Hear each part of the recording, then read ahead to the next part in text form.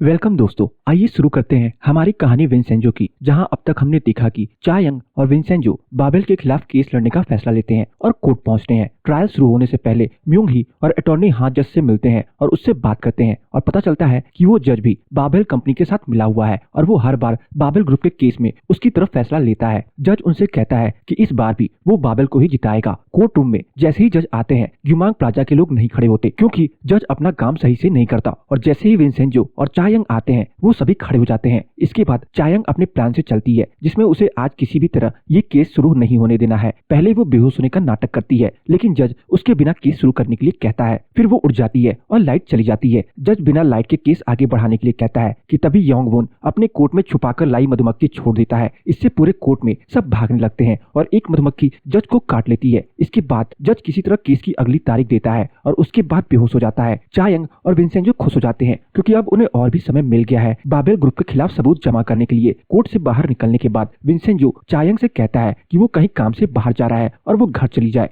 दूसरी तरफ ऑफिस में अटॉर्नी हान और म्यूंग ही दोनों बहुत गुस्सा है कि आज का केस उनके हिसाब से नहीं चला। विंसेंजो अपनी माँ के पास जाता है क्योंकि योंग चैन ने उससे मिलने का वादा किया था और उससे कहता है कि वो बस इस बार आया है, आगे से वो अपनी फैमिली या परिवार में से किसी से बात करे, और पूछता है कि क्या उनके परिवार में कोई और है। मिस ओ मना कर देती हैं और इस पर विंसेंजो कहता है कि इस तरह से अकेला रहना मुश्किल होगा। मिस ओ कहती है कि हाँ, उसकी जिंदगी बहुत मुश्किल रही है, इसलिए उसका अब कोई परिवार नहीं है, और विंसेंजो जाने लगता है। मिस ओ कहती है कि अब सच में नहीं आएगा। विंसेंजो कहता है कि वो इस देश में नहीं रहता और जल्द ही वापस चला जाएगा। मिस ओ रोते हुए उसे बाय बोलती है और विंसेंजो चला जाता है। विंसेंजो बाहर आता है और अपने बचपन के बारे में सोचता है। जब वो छोटा था तब उसकी माँ उसे ऑर्फनेज में छोड़कर चली गई थी। उससे बोला था कि वो जल्द ही उसे लेने आएगी, लेकिन वो कभी नहीं आई और रोने लगता है। इसके बाद वो ग्युमांग प्लाजा के मॉन्क के एक भारी क्रॉस ले जाते हुए देखता है और उसकी मदद करता है। बाद में वो उनसे पूछता है कि आखिर कैसे कोई अपने अंदर के गुस्से को दूर कर सकता है। इस पर मॉन्क कहता है कि ऐसा तभी हो सकता है जब वो खुद अपने गुस्से से लड़े। म्यूंग ही ने चुपके से चा यंग के ऑफिस में रिकॉर्डर लगा दिया था ताकि वो उनकी बातें सुन सके, लेकिन विंसेंजो पहले ये समझ गया था और उसने वो रिकॉर्डर किसी डांस स्टूडियो में रख देता है। टीम लीडर आन को उसके बॉस वापस ऑफिस में बुला लेता है। वहां जाने पर उसका बॉस उससे बहुत सुनाता है कि उसे अब विंसेंजो का पीछा छोड़ देना चाहिए और उसे 2 फाइल्स देता है जिसमें बाबेल ग्रुप और वुसांग की तरफ से विंसेंजो के बारे में जानकारी की रिक्वेस्ट होती है, और उसे टीम लीडर आहान को दे देता है और कहता है कि वो खुद ये संभाल ले और कंपनी के पैसा इस्तेमाल करे। ये सुनकर के आहान इमोशनल हो जाता है और हमें पता चलता है कि उसका बॉस दिल का अच्छा इंसान है। दूसरी तरफ चा यंग और विंसेंजो ड्रिंक के लिए जाते हैं। विंसेंजो उससे बताता है कि वो बिल्डिंग के लोगों के लिए दूसरी जगह देख रहा है। चा यंग उससे पूछती है कि आखिरकार उसे ये बिल्डिंग क्यों चाहिए। ये जानने के बाद ही वो उसे वो बिल्डिंग दे पाएगी। विंसेंजो उसके और पास जाकर उससे कहता है कि बिल्डिंग के नीचे 1.5 टन सोना छुपा हुआ है, जिसे सुनकर के चा यंग हंसने लगती है और कहती है कि वो नशे में है और बिल देकर चली जाती है। उधर विंसेंजो एक डिवाइस लेकर के बुद्धिस्ट टेंपल जाता है ये चेक करने के लिए कि एक्सप्लोजिव सिस्टम काम कर रहा है या नहीं, क्योंकि अगर वो ही काम कर रहा होगा तो बस वो ये जगह खोद करके सोना निकाल लेगा, लेकिन सिस्टम काम कर रहा है और उसे ये बिल्डिंग ही तोड़नी होगी। लेकिन उसी टाइम उस डिवाइस से उसे इलेक्ट्रिक शॉक लग जाता है और वो रोने लग जाता है। तभी टीम लीडर आहान उसका पीछा करते आता है और उसे रोता हुआ देखकर सोचता है कि वो जरूर कोरिया में अपनी गलत काम सुधारने आया है, इसलिए वो उसकी रिपोर्ट में सारी अच्छी बातें लिखता है और सबको बस ये पता चलता है कि विंसेंजो इटली का बड़ा लॉयर है जो हमेशा सही काम करता है। उधर चा यंग और विंसेंजो पेशेंट्स के साथ केस की तैयारी करने में लगे हैं और उन्हें बस एक डॉक्टर चाहिए जो जज के सामने ये बोल सके कि बाबेल की दवाई से ये कैंसर हुआ है। उधर वुसांग में जोन वून अपनी सच्चाई सबको बता देता है कि वो बाबेल का असली मालिक है और चेयरमैन जंग उसका बाप और उसकी सेक्रेटरी का बेटा है। ये सुनकर के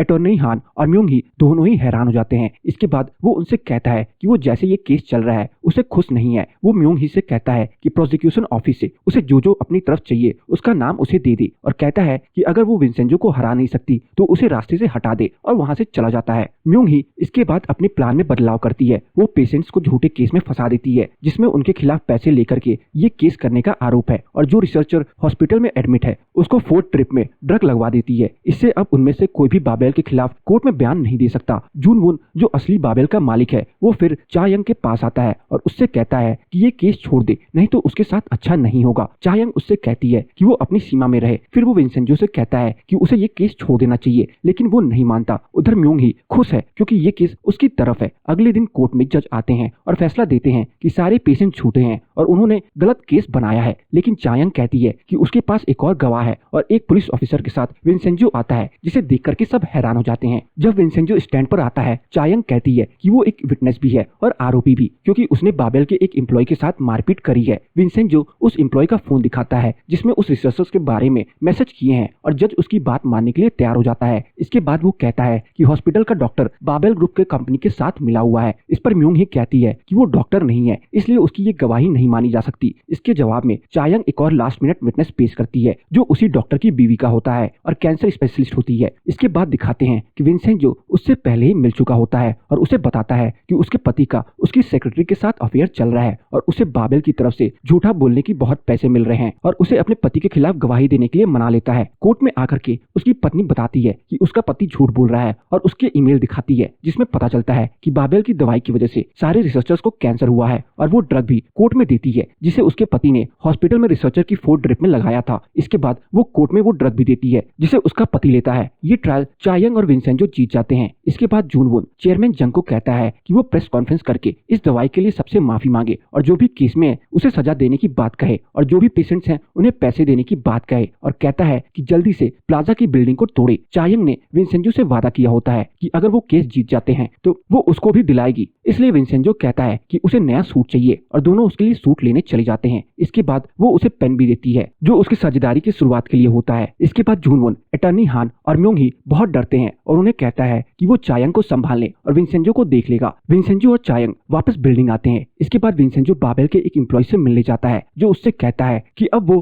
बिल्डिंग को टूटने से नहीं बचा सकता। इसके बाद विंसेंजो को योंगवोन का फोन आता है और वो कहता है कि एक प्रोफेसर आ रहा है कोरिया में जो बिल्डिंग से सोना निकालने में उनकी मदद कर सकते हैं और विंसेंजो चला जाता है। जब वो प्रोफेसर आता है और उस टेम्पल की हालत दिखता है तो वो विंसेंजो को बताता है कि उन्हें ये बिल्डिंग तोड़नी होगी। उधर म्योंग ही और अटॉर्नी हान प्रोसिक्यूशन ऑफिसर से मिलते हैं और उन्हें साथ लाने की कोशिश करते हैं लेकिन वो मना कर देते हैं। दूसरी तरफ जूनवोन और चेयरमैन साथ में बैठे होते हैं कि जूनवोन उसे फिर से डराता है और हमें पता चलता है कि सालों पहले उसने अपने पापा को भी मार दिया था, इसलिए चेयरमैन जंग उससे इतना डरता है। इसके बाद युमांग प्लाजा में विंसेंजो और योंगवोन सोचते हैं कि कैसे वो ये बिल्डिंग तोड़ सकते हैं। कुछ दिन पहले एक आदमी ने बिल्डिंग के लोगों को बताया था कि इस बिल्डिंग के नीचे बहुत सारा सोना है जिसके बारे में उसे पता है, लेकिन कोई उसकी बात नहीं मानता। लेकिन असल में सारे बिना एक दूसरे को बताए सोना ढूंढने लग जाते हैं। विंसेंजो और चायंग बिल्डिंग के लोगों के पास जाते हैं और उन्हें कहते हैं कि वो इस बिल्डिंग से दूसरी में जा सकते हैं, लेकिन बिल्डिंग को लोग मना कर देते हैं और कहते हैं कि वो ये बिल्डिंग छोड़कर नहीं जाएंगे चाहे कुछ भी हो जाए। ये सुनकर के दोनों ही हैरान हो जाते हैं। तभी पुलिस आती है और चायंग को ले जाती है। इस बार म्योंग ही ने चायंग के खिलाफ बहुत सारे सबूत बना दिए हैं और केस भी बड़ा किया है, लेकिन चायंग विंसेंजो से कहती है कि उसे उसके माफिया तरीकों पर भरोसा है और वो उसे बाहर निकाल लेगा। इसके बाद कहती है कि उसे पता है कि वो माफिया है और वो जल्दी से उसे बाहर निकाले। इसके बाद विंसेंजो म्योंग ही से मिलने जाता है और कहता है कि वो उसे प्रोसिक्यूशन ऑफिसर ला कर देगा अगर वो चायंग को छोड़ दे, लेकिन म्योंग ही हंसने लगती है कि वो उसका दुश्मन है तो ऐसा क्यों करेगा। विंसेंजो प्रोसिक्यूशन ऑफिसर को मना लेता है और म्योंग ही बहुत ही हैरान हो जाती है कि जो काम वो नहीं कर पाई वो विंसेंजो ने कैसे कर दिया। इसके बाद चायंग जेल से बाहर जाती है। इसके बाद विंसेंजो एक प्लान बनाता है लेकिन वो खराब हो जाता है क्योंकि टीम लीडर आहान को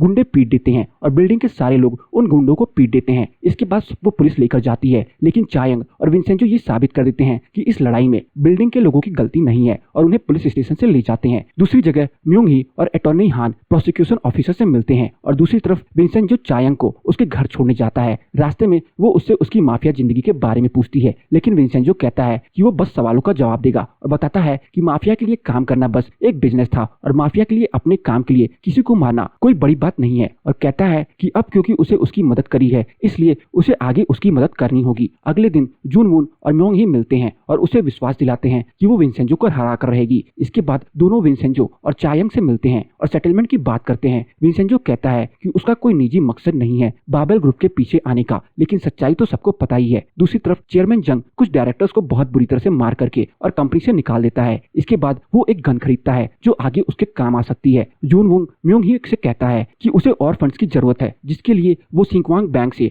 मिलती है जो उनकी तरफ ही है और सारे गलत काम करके मार्केट में बना हुआ है। उधर चायंग को फोन आता है कि मिस ओ की हालत बहुत खराब है और वो हॉस्पिटल में एडमिट है। वो उसे देखने के लिए विंसेंजो के साथ जाती है। डॉक्टर उन्हें बताते हैं कि उसके पास कुछ ही दिन बचे हैं। चायंग कहती है कि वो उसके लिए एग्जीक्यूशन से बचाने का ऑर्डर कोर्ट से ले लेगी। इसके बाद मिस ओ को होश आता है और वो चायंग की मदद के लिए मना कर देती है और कहती है कि उसके पास इलाज के पैसे नहीं है। इस पर विंसेंजो कहता है कि वो पैसे दे देगा, लेकिन मिस ओ मना करती है कि जाने से पहले वो किसी का उधार नहीं रखना चाहती। लेकिन विंसेंजो गुस्से में कहता है कि अगर उसके लिए कोई कुछ कर रहा है तो उसे चुपचाप उनकी बात मान लेनी चाहिए और वहां से चला जाता है। उधर म्यूंग ही सिंक्वांग बैंक के डायरेक्टर से मिलते हैं और उसे धमकाती है कि वो बाबेल ग्रुप को लूट दे, जिसे देख करके बाकी बैंक उन्हें लोन दे सके, नहीं तो वो उसके खिलाफ सबूत मीडिया के सामने दे देगी। योंग वॉन विंसेंजो को बताता है कि उसे एक डिवाइस मिला है जिससे वो उस लॉक को खोल सकते हैं। दूसरी तरफ सिंक्वांग का डायरेक्टर मिस ओ से मिलने आता है, जो कि उसी चेयरमैन का बेटा है जिसके मर्डर का इल्जाम मिस ओ पर है। वो उसे पैसे देता है और कहता है कि वो एक केस अब छोड़ दे, लेकिन तभी वहां चायंग आ जाती है और उसे जाना पड़ता है। रात में विंसेंजो और चायंग ऑफिस में बाबेल और सिंक्वांग बैंक के बीच डील होता है। अब उन्हें इस बैंक को भी तबाह करना होगा। इसके बाद चायंग वुसांग फर्म के एक एम्प्लॉय से मिलती है जो उसे एक पेन ड्राइव देता है। चायंग को पता चलता है कि सिंक्वांग बैंक के डायरेक्टर के खिलाफ बहुत सारे केसेस हैं, क्योंकि वो लड़कों में इंटरेस्टेड है और जब भी कोई लड़का उसकी बात नहीं मानता तो वो उसे मारता है और उसकी इसी बात का फायदा वुसांग उठा रहा है। इसके बाद चायंग किसी तरह विंसेंजो को मनाती है कि वो एक गे बन करके उस डायरेक्टर से मिले। विंसेंजो काफी मना करने के बाद मान जाता है और एक दो बार वो उस डायरेक्टर से मिल लेता है, जिसमें उसे विंसेंजो से प्यार हो जाता है। इसके बाद विंसेंजो उसके साथ झूठा ब्रेकअप करने का नाटक करता है, ये कह करके कि वो एक बड़ी कंपनी के साथ काम कर रहा है, इसलिए वो उसके साथ नहीं रह सकता और वहां से चला जाता है। इसके बाद वो विंसेंजो को बहुत मैसेज और फोन करता है, लेकिन वो उससे बात नहीं करता। इसके बाद वो विंसेंजो से कहता है कि वो उसकी बात मानेगा। साइनिंग सेरेमनी में चायंग और विंसेंजो भी आते हैं। विंसेंजो को देख बैंक का डायरेक्टर बाबेल कंपनी को लोन देने के लिए मना कर देता है, लेकिन तभी वहां उसकी माँ आ जाती है। असल में म्यूंग ही को पहले से पता है कि ऐसा कुछ हो सकता है, इसलिए उसने उसकी माँ से बात कर ली थी। डायरेक्टर की माँ आती है और बाबेल के साथ डील साइन करती है। इसके बाद बैंक का डायरेक्टर ड्रेसिंग रूम में जाता है, जहाँ बिल्डिंग के लोग ज़ॉम्बी बनकर उसे डराते हैं और वो भागता हुआ विंसेंजो के पास आता है, लेकिन तभी पुलिस वहां आ जाती है और उसे अरेस्ट करके लेते जाती है। तब विंसेंजो उसे सच बताता है और कहता है कि उसने ही उसके खिलाफ केस किया है और पुलिस को सबूत दिए हैं। पुलिस उसे पकड़कर ले जाती है। उसकी माँ उसके पीछे जाती है, लेकिन इस बीच बाबेल कंपनी को जो चाहिए था वो मिल गया, इसलिए वो खुश है। और म्यूंग ही चायंग को उसके पापा का नाम लेकर के बुरा भला बोलती है। ये सुनने के बाद चायंग मीडिया से कहती है कि वो यून चान की बेटी है और वो बाबेल कंपनी के सारे बुरे काम सबको सामने लाकर रहेगी। इसके बाद विंसेंजो और चायंग चले जाते हैं। तो बस आज की इस वीडियो में इतना ही। आपको मेरी ये कहानी कैसी लगी कमेंट सेक्शन में बताना ना भूले, और अगर आपको मेरी विंसेंजो ड्रामा की एक्सप्लेनेशन पसंद आई हो तो वीडियो को लाइक करके जाना ना भूले। चैनल पर नए हैं तो चैनल को जरूर सब्सक्राइब कर लें, ताकि मुझे ऐसे ही मोटिवेशन मिलती रहे और मैं आप सबके लिए अच्छी से अच्छी वीडियोस लाता रहूं।